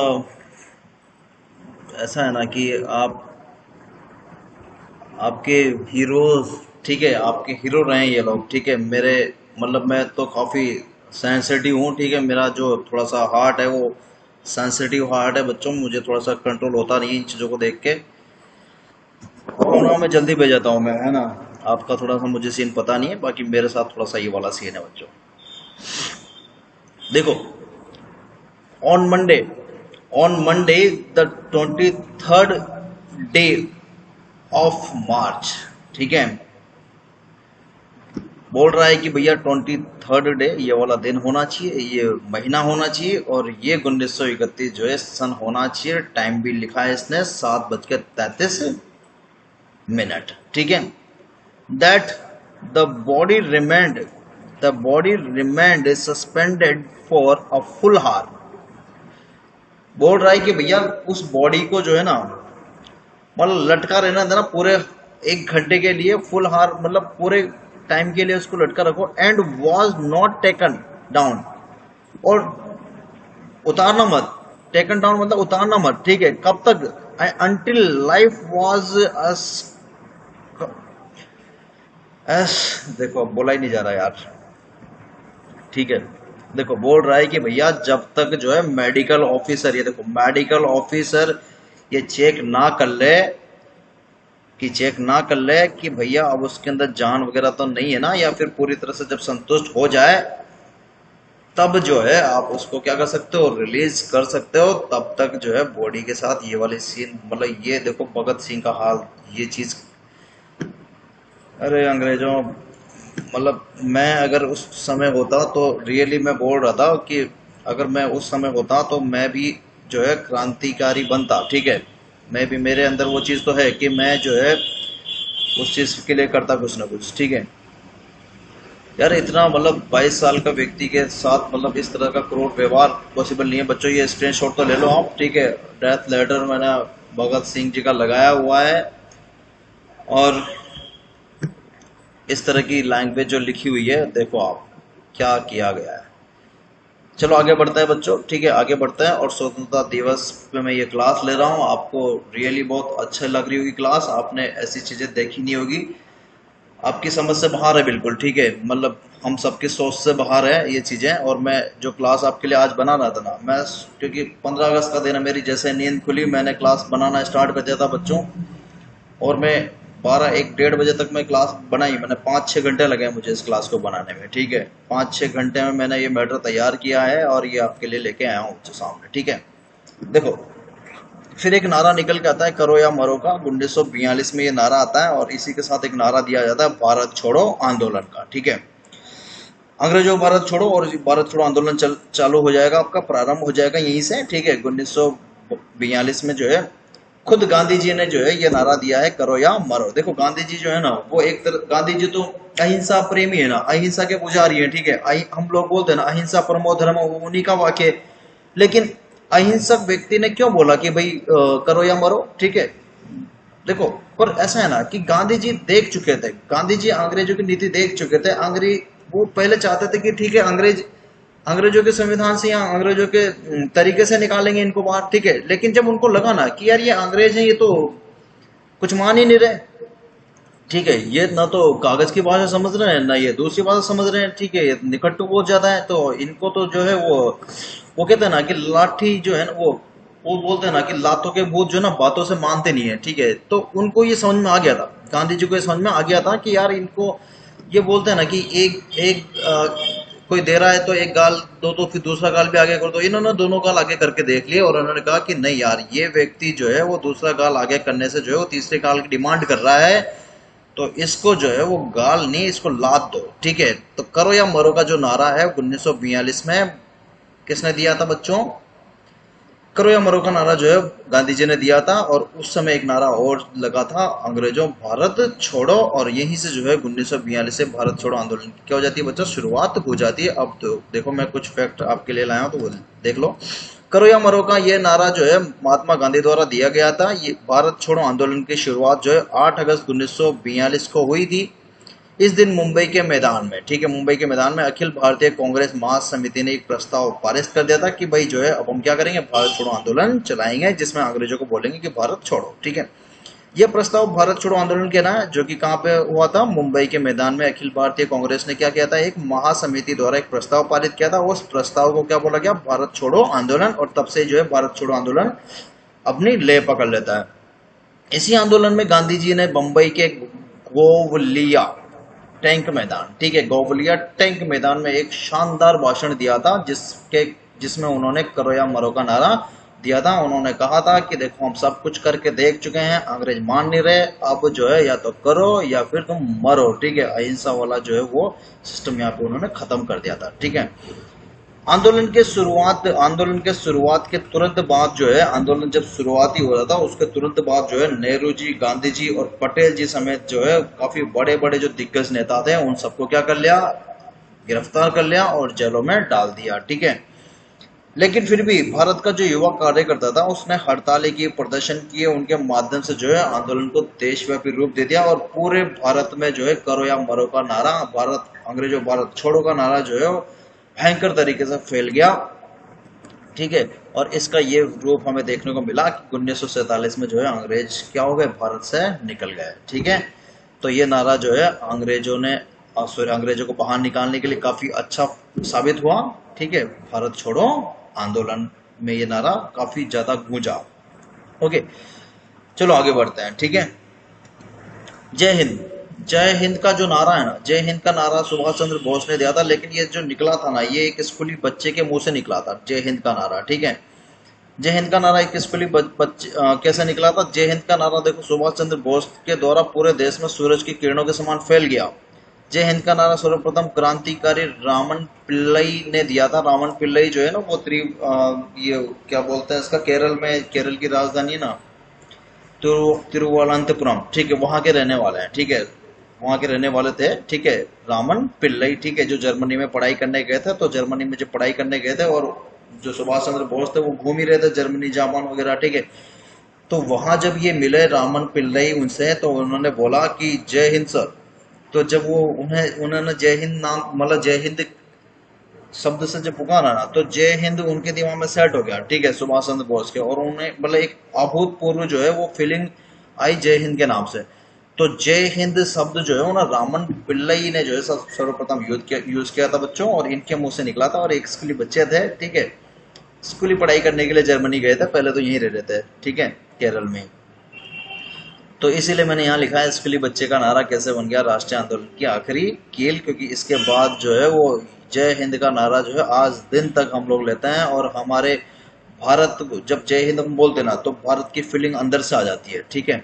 सुभाष चंद्र बोस ने जर्मनी में पनडुब्बी द्वारा जो है जापान नियंत्रण वाले सिंगापुर पहुंचे, ठीक है, जर्मनी से फिर वो कहाँ पहुंचे, जापान पहुंचे। जापान में जो है उन्होंने रेडियो से कहा, ठीक है, अब उनको जापान में क्या हुआ, एक पूरा का पूरा प्लेटफॉर्म मिल गया था, ठीक है। जापान में कुछ बंदी बनाए हुए थे, उन बंदियों को उन्होंने क्या कहा, भाई ये बंदी हमें दे दो, हम इनको क्या करेंगे, आजाद हिंद फौज में शामिल करेंगे, और जो है भारत को आजाद करने में जो है ये इन लोगों को यूज करेंगे, ताकि जो है ये हमारे सैनिक भी बने रहें, और इनका जो मतलब ये अभी बंदी बन रहे हैं, ठीक है, और ये क्योंकि बंदी सैनिक थे वो, तो बंदी सैनिकों को क्या किया जाता है, छुड़ाया जाता है, और उन्हें आजाद हिंद फौज में शामिल किया जाता है। और भारत को आजाद कराने में, अंग्रेजों को खदेड़ने में जो है सबसे ज्यादा रोल जो है वो आजाद हिंद फौज का है बच्चों, ठीक है। उन्होंने रेडियो से कहा था कि अंग्रेजों से यह आशा करना बिल्कुल व्यर्थ है कि वे स्वयं अपना साम्राज्य छोड़ देंगे, हमें भारत के भीतर वो भारत से स्वतंत्रता के लिए संघर्ष करना होगा, ठीक है। मतलब वो बोल रहे हैं कि संघर्ष करना होगा, ये मन से जाएंगे नहीं बच्चों, ठीक है। इससे प्रफुल्लित होकर रास बिहारी बोस, जिन्होंने जिन्होंने जो है आजाद हिंद फौज बनाई थी, तो आजाद हिंद फौज बच्चों सुभाष चंद्र बोस ने नहीं बनाई थी, आजाद हिंद फौज पहले से बनी हुई थी। तो कभी आपके दिमाग में ऐसा आता है ना कि आजाद हिंद फौज का नाम सुभाष चंद्र बोस के साथ जुड़ता है, तो सुभाष चंद्र बोस ने उसका नेतृत्व कराया, लेकिन बनाया उसको रास बिहारी बोस ने था, थोड़ा सा याद रखना है आपको। तो रास बिहारी बोस ने जो है 4 जुलाई, ठीक है, 4 जुलाई 1943 को, ठीक है, 4 जुलाई 1943 को, ये भी थोड़ी सी डेट इंपॉर्टेंट है बच्चों, 4 जुलाई 1943 को, वैसे 1943 तो यहाँ लिखा हुआ है, ऐसे ही याद हो जाएगा आपको, लेकिन 4 जुलाई 1943 को 46 वर्षीय सुभाष को जो है क्या कर दिया जाता है, आजाद हिंद फौज का नेतृत्व दे दिया जाता है कि भैया अब तो जो है ये नेतृत्व तो आप ही करेंगे, और आप अब संभालो इसको, और जितने भी कैंडिडेट इसमें शामिल करने हैं करो आप, ठीक है। तो आजाद हिंद फौज या फिर इंडियन नेशनल आर्मी जिसको आप बोलते हो ना, ठीक है, 1943 में रास बिहारी बोस ने भारत को अंग्रेजों से स्वतंत्र करवाने के लिए बनाई थी। इसे बनाने का विचार जो है सर्वप्रथम मोहन सिंह के मन में आया था, और ये मोहन सिंह जो है अफगानिस्तान के राजा थे, ठीक है, अफगानिस्तान के ये किंग थे, उनके दिमाग में ये सबसे पहले विचार आया था कि इस तरह की कोई मिलिट्री या ऐसी कोई आर्मी होनी चाहिए जो कि अंग्रेजों को खदेड़ दे, अंग्रेजों को भगा दे, ठीक है। तो मैंने थोड़ा सा रिलेटेड फैक्ट आपको आजाद हिंद फौज का भी बता दिया। वैसे आजाद हिंद फौज अपने आप में बड़ा चैप्टर है बच्चों, उसके लिए अलग वीडियो लाया जाएगा, है ना। चलो आगे बढ़ते हैं। तुम मुझे खून दो मैं तुम्हें आजादी दूंगा, ठीक है, तुम मुझे खून दो मैं तुम्हें आजादी दूंगा, ये क्या है, देखो ये भी आपके मतलब ये तो खतरनाक वाक्य है, ठीक है। इसके बाद तो भारत लगभग आजाद ही हो गया। अगले देखो ना 43 आ गया, 45 2 साल बाद, ठीक है। ये इतना भयंकर फैला कि हर घर से जो है वो सैनिक बन के जाने लगे आजाद हिंद फौज में, ठीक है। वो था ना कि उन्होंने उद्घोष कर दिया पूरे भारत से, क्या कर रहे थे पूरे भारत, उस टाइम भी बर्मा की बात है, बर्मा भी भारत की तरफ से लड़ रहा था, तो उस समय बर्मा से है ना, बर्मा मतलब आज का म्यांमार, वहां से वो चाह रहे थे सुभाष चंद्र बोस की यार मुझे और भी क्या होना चाहिए, सैनिक मिलने चाहिए, ताकि इन अंग्रेजों को यहाँ से कुटाई करके भगाया जा सके, ठीक है। तो वो वहां से क्या कर रहे थे, उद्घोष कर रहे थे कि मुझे तुम मुझे खून दो, मतलब खून का मतलब यहाँ पे खून ब्लड से नहीं था, यहाँ पे खून का मतलब आपके बच्चों से था। खून मतलब वो माओ से रिक्वेस्ट कर रहे थे, भारत की माओ से, कि तुम मुझे अपना खून दो, खून मतलब तुम्हारे जो बच्चे हैं ना ये मुझे दो, ताकि मैं इन बच्चों को जो है सैनिक बनाऊं, और सैनिक बना के अंग्रेजों के खिलाफ खड़ा करूं, लड़वाऊं, और जो है अंग्रेजों को यहाँ से खदेड़ के फेंक दूं, और मैं गारंटेड जो है तुम्हें आजादी दे ही दूंगा। ये नारा जो है लास्ट जो है नारा बन के निकला, और इसके बाद जो देखो आपके सामने सिचुएशन है देख रहे हो आप, ठीक है। सुभाष चंद्र बोस द्वारा दिया गया ये नारा आज़ादी की लड़ाई का सबसे खतरनाक या ताकतवर नारा था, ठीक है। 1943 में नेताजी ने आज़ाद हिंद फौज की कमान संभाल ली थी, मैंने बता दिया ना आपको, ठीक है। वो अपनी सेना, ठीक है, अपनी सेना में ज़्यादा सैनिक चाहते थे, ठीक है। इस समय दिल्ली चलो का नारा भी दिया गया था। देखो जब उन्होंने कमान संभाली ना, तो कमान संभालते एक्टिव एक्टिव तो बहुत ज्यादा, ठीक है, संभालते ही जो है वो फटाफट से क्या गया, मीटिंग ले ली, बुला लिया सबको मंच पे, ठीक है, और मंच पे, सॉरी, ग्राउंड पे, और मंच पे खड़े होकर बोलता है कि भैया अब देरी नहीं, अब दिल्ली चलो, ठीक है, और इनको निकालते हैं। तो वहां के बाद जो है ना, दिल्ली की तरफ मतलब उधर से आएंगे, ठीक है, जापान की तरफ से आ रहे थे ना, तो मतलब पूर्वी वाला हिस्सा है ना, पूर्वी वाला हिस्सा मतलब आज का, जैसे आज का अरुणाचल प्रदेश, उसके नीचे नागालैंड, फिर उसके नीचे मणिपुर, मिजोरम, ये वाला हिस्सा आएगा। तो उधर से एंट्री करेंगे ना, तो कि, कि, कि, किस किस किस किससे टकराएंगे पहले, अरुणाचल प्रदेश, नागालैंड, मिजोरम, मणिपुर, ये वाला हिस्सा टकराएगा। तो नागालैंड की राजधानी इम्फाल, सॉरी, कोहिमा, नागालैंड की राजधानी कोहिमा और मणिपुर की राजधानी इम्फाल, ठीक है, यहाँ पे अटैक कर देते हैं, ठीक है। इसी समय दिल्ली का नारा दिया गया, दिल्ली चलो का नारा दिया गया। इसके बाद जो है भारत के पूर्वी भाग में कोहिमा और इम्फाल, कोहिमा किसकी राजधानी है, नागालैंड की, और इम्फाल जो है मणिपुर की, ठीक है। अब पहले तो प्रदेश ही हुआ करता था, इस पर आजाद हिंद फौज ने जबरदस्त आक्रमण कर दिया और वहां पे अंग्रेजों की कुछ बटालियन वगैरह थी, निपटा दिया उनको, ठीक है। जब उन्हें लगा, ये लगा है, ठीक है, जब उन्हें लगा कि अंग्रेजों को युद्ध करके ही भगाया जा सकता है, तब उन्होंने सैनिक शक्ति बढ़ाने के लिए बर्मा से, ठीक है, क्योंकि जैसे उसके पीछे बर्मा पड़ता है, ठीक है, मतलब आप देखोगे ना, यूं करके ऐसा ऐसा है ना, तो इसके जस्ट पीछे बर्मा पड़ता है, ठीक है, बर्मा मतलब म्यांमार आज का देश। तो बर्मा से ये नारा दिया कि तुम मुझे खून दो और मैं तुम्हें आजादी दूंगा, मतलब अब तुम मुझे सैनिक देना चालू कर दो, अपने घर के बच्चे देना चालू कर दो, ताकि जो है मैं अब आपको आजादी दिला सकूं, ठीक है। देखो 1945 तक आजाद हिंद फौज युद्ध करती रही और जो है आजादी में अपना योगदान देती रही। इस नारे का यह मतलब था कि तुम अपने बच्चे जो तुम्हारा खून है मुझे दो, ताकि मैं अपनी फौज में शामिल कर सकूं और अंग्रेजों से लड़ाई करके तुम्हें आजादी दिला सकूं। ये मतलब था सीधा सीधा किसका, तुम मुझे खून दो मैं तुम्हें आजादी दूंगा, सुभाष चंद्र बोस का, ठीक है। और दिल्ली चलो का नारा भी किसने दिया है बच्चों, सुभाष चंद्र बोस ने ही दिया है। उसके बाद जो है कोहिमा इम्फाल पे अटैक, ठीक है। फिर द्वितीय विश्व युद्ध, अब देखो सिचुएशन थोड़ी सी ऐसी हो रही है ना कि द्वितीय विश्व युद्ध चल रहा था उस समय, ये सब भी चल रहा है, मैंने आपको बताया ना यहाँ तक 10 सारे के सारे। उसके बाद उसके बीच में ही जो है ना, मतलब ये प्रक्रिया चल रही है इंडिया वालों की तरफ से, ठीक है, इंडिया में जो लीडर्स हैं हमारे वो कर रहे हैं ये काम। 1939 से 1945 तक जो है ना एक द्वितीय विश्व युद्ध चलता है, जर्मनी वर्सेस ब्रिटेन, ठीक है, जर्मनी वर्सेस ब्रिटेन, ठीक है।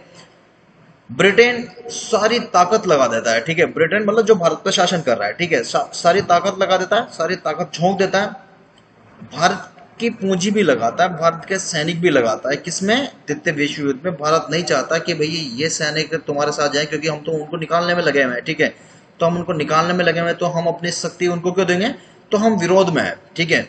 अब क्या होता है कि ये इतनी इसकी हालत खराब हो जाती है ना इस युद्ध के बाद, कि इसकी इतनी शक्ति कमजोर हो जाती है, इसका फंड खत्म हो जाता है, ठीक है, जो राष्ट्र इसको सपोर्ट कर रहे थे वो राष्ट्र भी इसे सपोर्टिंग अब क्या कर लेते हैं, छीन लेते हैं। तो ये एक तरह से बिल्कुल प्रस्त हो जाता है ब्रिटेन। अब ब्रिटेन की सिचुएशन देखो आप, अब ब्रिटेन की सिचुएशन ये है कि ब्रिटेन है ना द्वितीय विश्व युद्ध के बाद, सॉरी ये थोड़ा सा मैं इसको यहाँ साइड में कर लेता हूँ, ठीक है, देखो ये थोड़ा साइड में कर लेता हूँ।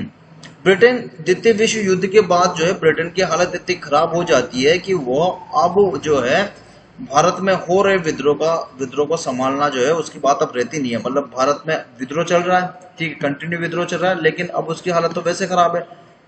तो वो जो है सेकंड विश्व युद्ध के बाद एक तरह से क्या हो जाता है, निहाल हो जाता है, निहत्ता हो जाता है, ठीक है, कि अब नहीं यार, अब मैं जो है भारत पे शासन नहीं चला सकता, अंतरराष्ट्रीय जो समर्थन मिल रहा था वो भी अब खत्म हो चुका है। तो अब जो है एक तरह से इसकी शक्ति जो है टूट जाती है बच्चों, ठीक है, इसकी शक्ति क्या हो जाती है, टूट जाती है, कम हो जाती है, ठीक है। तब ब्रिटेन में क्या होता है कि चुनाव होता है, ठीक है, ब्रिटेन में क्या होता है, चुनाव होता है, 1946 के चुनाव होते हैं, ठीक है। 1946 के चुनाव में जो है लेबर पार्टी की सरकार बनती है, जिसका प्रधानमंत्री बनता है क्लेमेंट एटली, ठीक है। अब ये क्लेमेंट एटली क्या करता है, ये चाहता है कि नहीं यार खुद का राष्ट्र संभालो, वही बहुत है, दूसरे के राष्ट्र में कहाँ जाके, क्योंकि अब नहीं बनेगा, ठीक है, इतना खुद की हालत खराब है तो फिर दूसरे की संभालने कैसे बैठेंगे, ठीक है, तो अपना खुद का संभाल लो तो ज्यादा अच्छा है। क्लेमेंट एटली ये घोषणा करता है कि जून 1948 तक जो है ब्रिटेन भारत को क्या कर देगा, सत्ता स्थानांतरित कर देगा, फिर भारत चलाए जैसा मर्जी चलाना है, ठीक है। लेकिन उस समय जो है ना भारत के प्रधानमंत्री कौन रहते हैं, लॉर्ड माउंटबेटन, सॉरी प्रधानमंत्री तो नहीं, प्रधानमंत्री पद था नहीं, वायसराय हुआ करता था। तो वायसराय जो है लॉर्ड माउंटबेटन रहते हैं।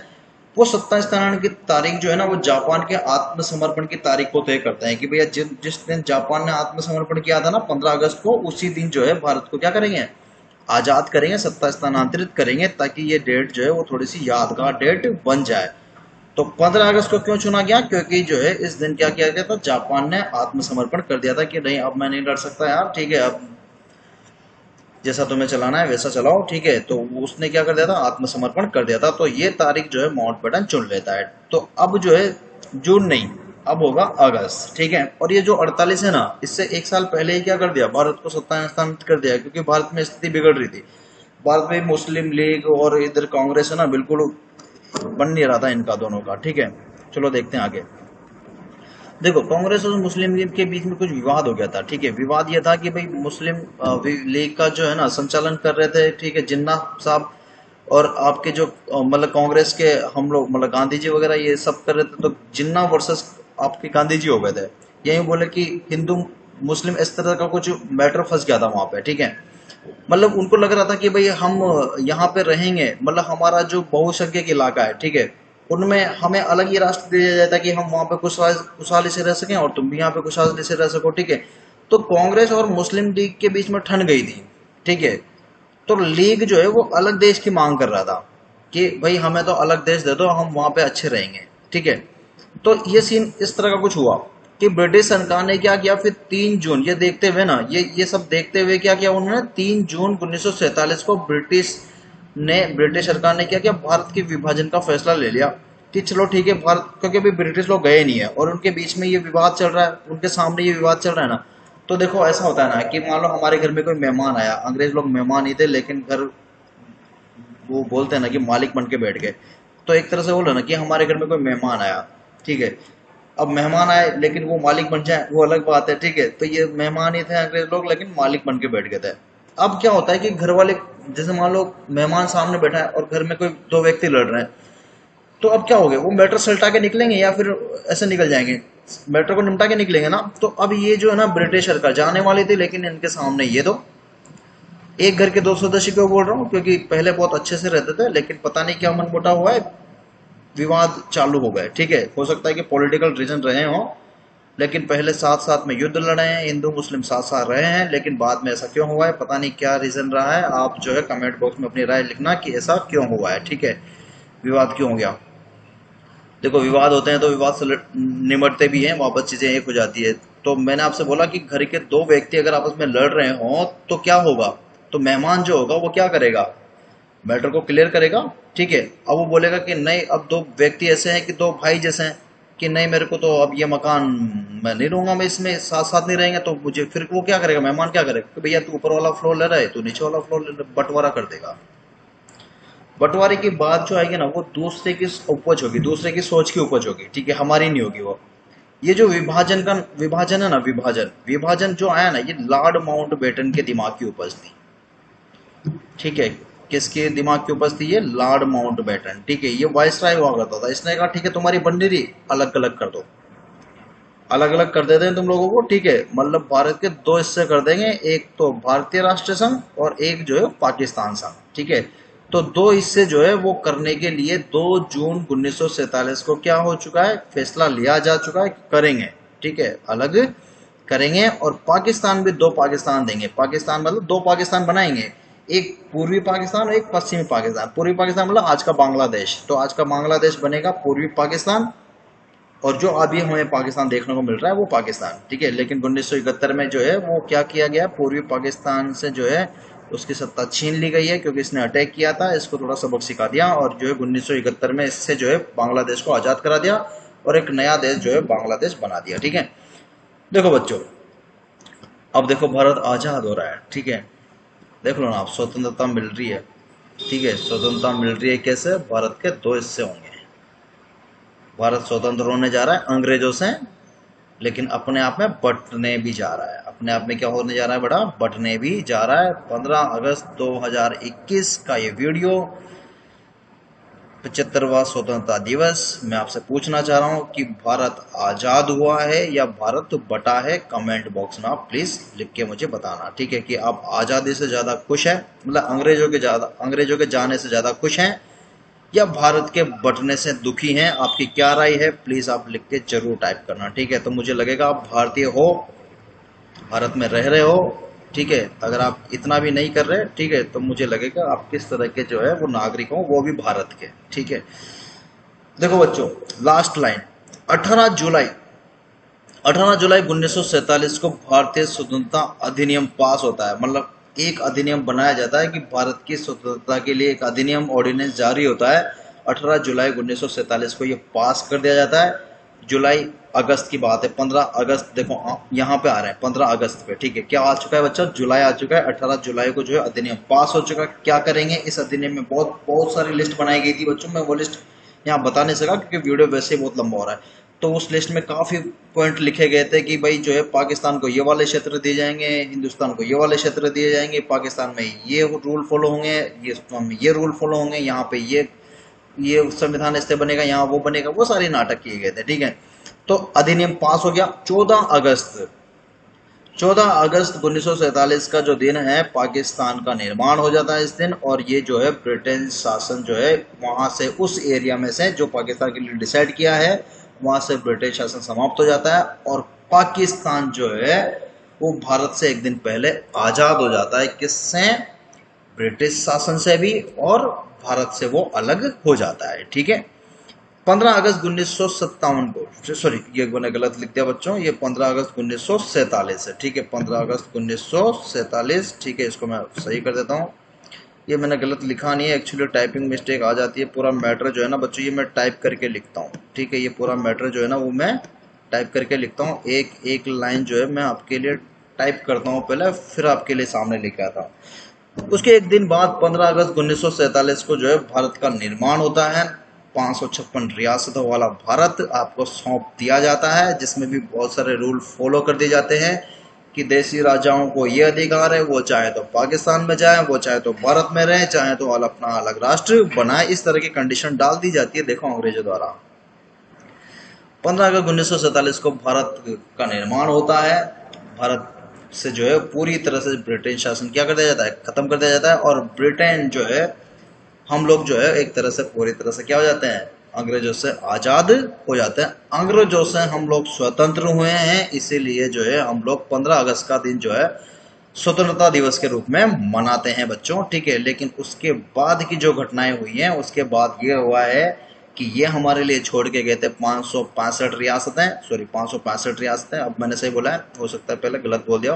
565 रियासतें, 565 रियासतों में ऐसा सीन छोड़ के गए थे कि भैया इन रियासतों को ये हक है, ये चाहे तो पाकिस्तान में मिल जाए, ये चाहे तो हिंदुस्तान में मिल जाए, ये चाहें तो अपना अलग देश बना सकते हैं। इस तरह की सिचुएशन डाल के गए थे ये लोग, अंग्रेज लोग।